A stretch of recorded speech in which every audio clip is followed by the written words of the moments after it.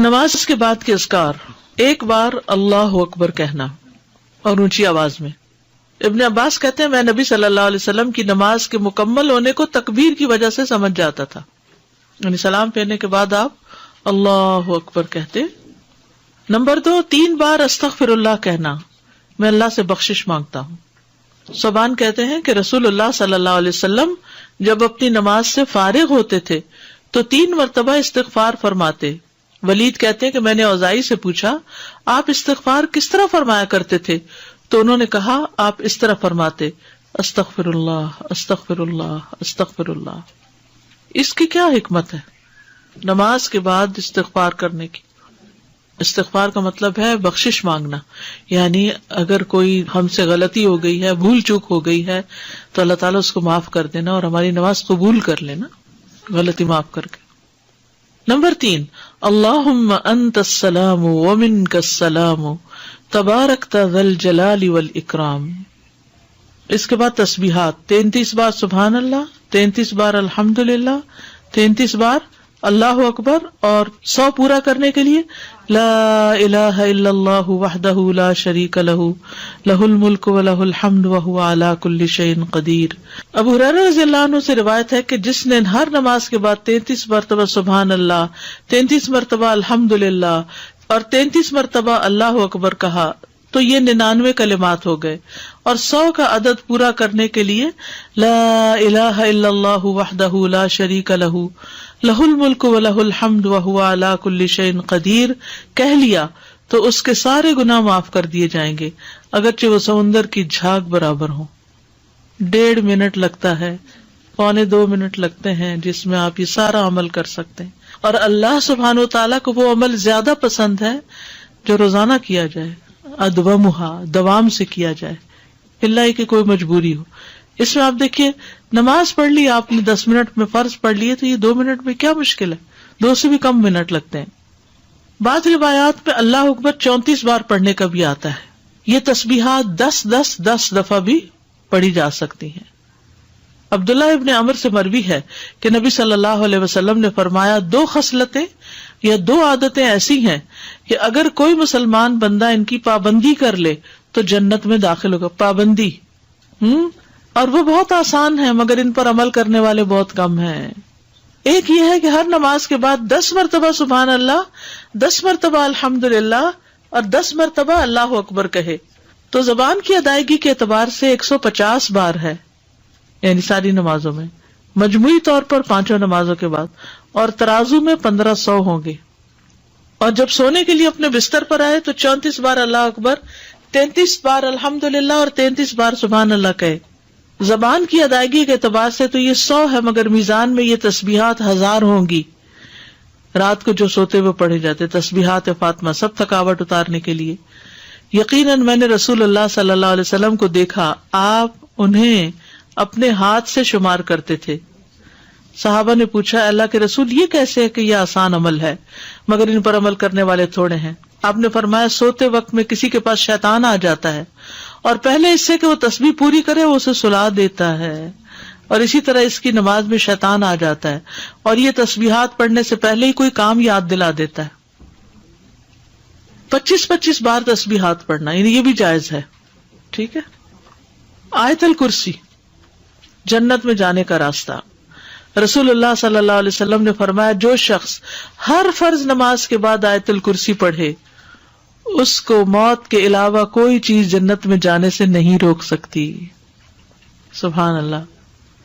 یعنی نماز پڑھی اور نماز کے بعد آیت الکرسی پڑھ کے آپ دیکھیے کتنی دیر لگتی ہے، شاید ہارڈلی منٹ بھی نہ لگتا ہو، اور یہ سب سے افضل آیت ہے۔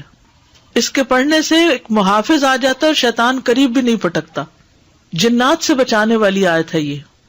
وہ آیت جو سورۃ البقرہ میں ہے، اسے کوئی شام کو پڑھے گا تو صبح تک پناہ میں رہے گا، اور جو صبح پڑھے گا شام تک ہم سے پناہ میں رہے گا، یعنی جنات سے۔ معوذات، سورۃ الاخلاص، سورۃ الفلق، سورۃ الناس، یہ بھی ایک بار پڑھنا ہوتی ہے نماز کے اذکار میں۔ عقبہ بن عامر کہتے ہیں کہ رسول اللہ صلی اللہ علیہ وسلم نے مجھے حکم دیا تھا کہ میں ہر نماز کے بعد معوذات پڑھا کروں۔ ربی اعنی علی ذکرک و شکرک و حسن عبادتک۔ معاذ بن جبل کہتے ہیں کہ رسول اللہ صلی اللہ علیہ وسلم نے میرا ہاتھ پکڑا اور فرمایا میں تم سے محبت رکھتا ہوں اے معاذ. میں نے عرض کیا میں بھی آپ سے محبت کرتا ہوں یا رسول اللہ. تو رسول اللہ صلی اللہ علیہ وسلم نے فرمایا تم پابندی سے ہر نماز میں یہ دعا مانگا کرو, رب اعنی علی ذکرک و شکرک و حسن عبادتک. اور آپ نے یہ ان کو وصیت کی تھی کہ کبھی نہ چھوڑنا اس کو. لا الہ الا اللہ وحدہ لا شریک لہ لہ الملک و لہ الحمد وہو علی کل شیء قدیر. 3 بار. لا الہ الا اللہ وحدہ لا شریک لہ لہ الملک و لہ الحمد وہو علی کل شیء قدیر. اللہم لا مانع لما اعطیت ولا معطی لما منعت ولا ينفع ذا الجد. ایک روایت میں منک الجد بھی آتا ہے, یہ اگلی روایت ہے. ولا ينفع ذا الجد منک الجد.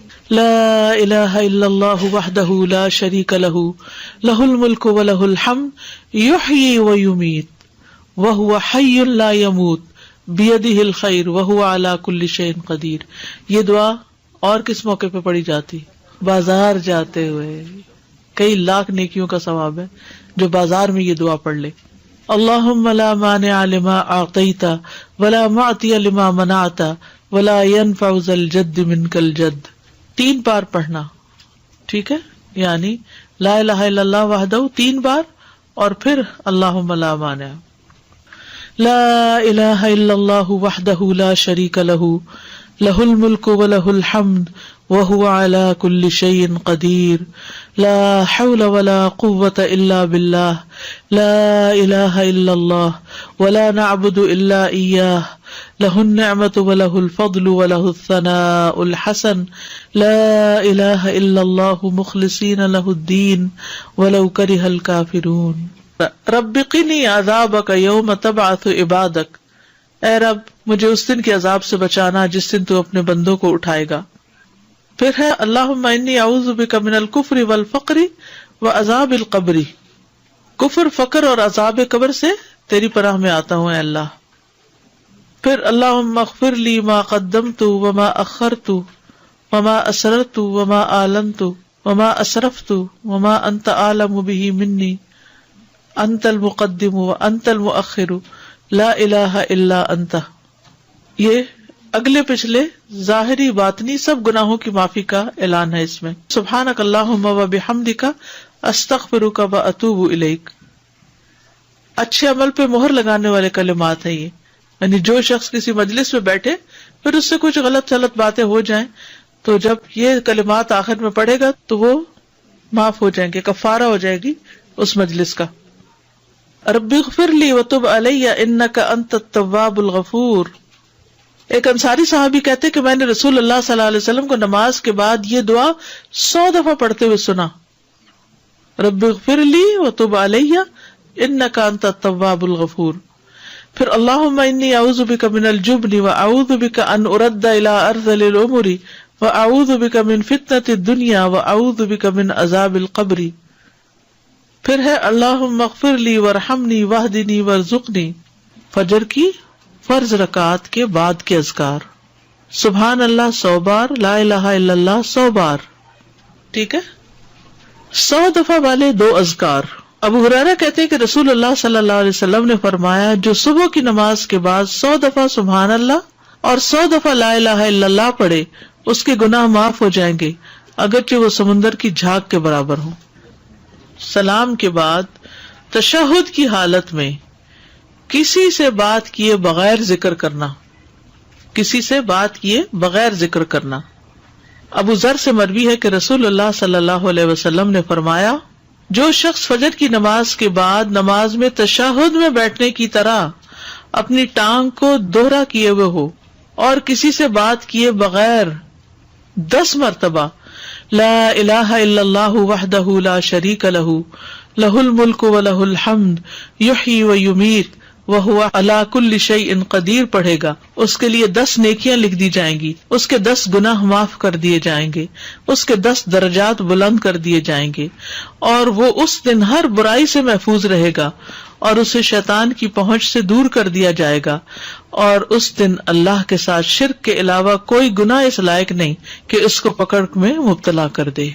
لا علمی جو ہے، نا علم ہونا جو ہے کتنا نقصان دہ، کتنی دیر لگے گی اس طرح 10 دفعہ پڑھنے میں، لیکن شرط یہ ہے کہ نہ وضو ٹوٹا ہو، نہ آپ اٹھے ہو، نہ بات کی ہو، جدھر بیٹھے ہیں ادھر ہی ٹانگ موڑے ہوئے ہی، یعنی کسی گناہ پہ پکڑ نہیں ہوگی، شرک کیا تو پکڑ ہوگی، یہ مطلب ہے۔